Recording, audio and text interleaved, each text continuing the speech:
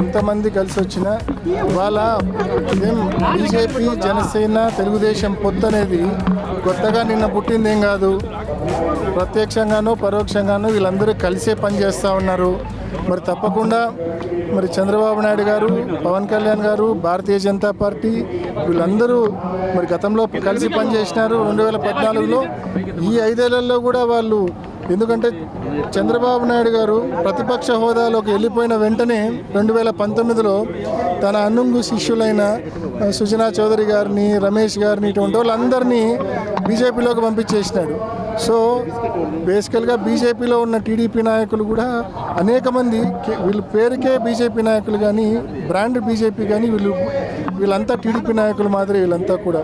So బేసికల్గా ఎప్పటి నుంచో బీజేపీతో కలిసి పనిచేస్తూ ఉన్నారు. ఇవాళ ఏమంటే ముసుగు తొలగించి ప్రత్యక్షంగా పొత్తు పెట్టుకున్నారు.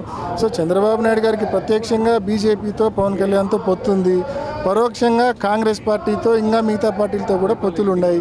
ఎంతమంది కలిసి వచ్చినా, ఎల్లో మీడియా ఆయనకు తోడున్నా, ఎంతమంది తోడున్నా కూడా జగన్మోహన్ రెడ్డి గారికి ఈ రాష్ట్ర వ్యాప్తంగా ఉన్న అక్క చెల్లెమ్మలు, రైతులు, వృద్ధులు, వికలాంగులు, ప్రతి ఒక్కరు కూడా ఈ రాష్ట్ర ప్రజానీకం, వైఎస్ఆర్ కాంగ్రెస్ పార్టీ కార్యకర్తలు ఆయనకు జగన్మోహన్ రెడ్డి గారికి స్టార్ క్యాంపెయినర్లుగా ఉంటారు. ప్రతిపక్షాలు అన్ని ఏకమైనా కూడా చిత్తు కావాల్సిందే జగన్మోహన్ రెడ్డి గారి ముందు.